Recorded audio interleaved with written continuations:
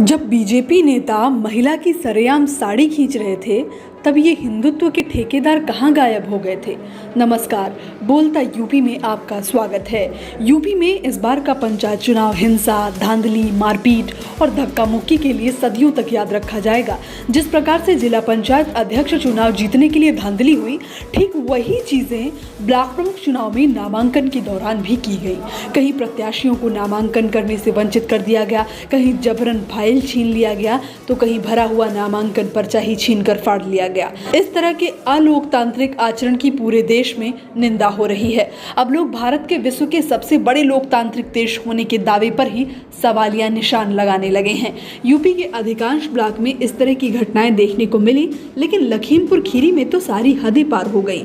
यहाँ पर समाजवादी पार्टी की प्रस्तावक की इज्जत तार तार कर रख दी गई। भरी भीड़ में सरेआम एक महिला बीडीसी की साड़ी खींची गई और पुलिस मूक दर्शक बनी देखती रह गई।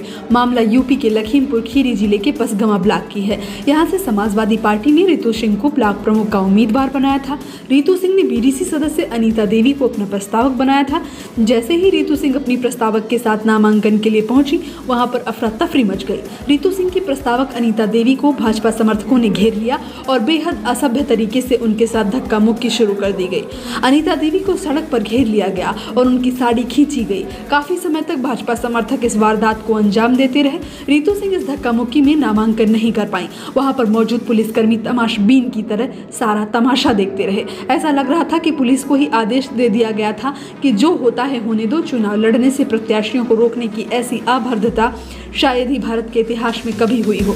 यूपी में हुई इस बेहद अमर्यादित घटना की निंदा करते हुए यूथ कांग्रेस के राष्ट्रीय अध्यक्ष श्रीनिवास बीबी ने शस्त्र उठाने का आह्वान कर दिया और पुष्य मित्र उपाध्याय की कविता सुनो, द्रौपदी शस्त्र उठा लो, अब गोविंद न आएंगे, ट्वीट कर दिया। एक यूजर ने लिखा, जब किसी औरत की सरेआम साड़ी खींची जाती है तब ये हिंदुत्व के ठेकेदार कहां अंडरग्राउंड हो जाते हैं। इस घटना का वीडियो सामने आने के बाद देश भर में योगी सरकार के पुलिस प्रशासन की आलोचना हो रही है, मगर फिलहाल मीडिया की निष्ठा सरकार में बची हुई है और अधिकतर टीवी चैनलों ने इस पर चुप्पी साध रखी है।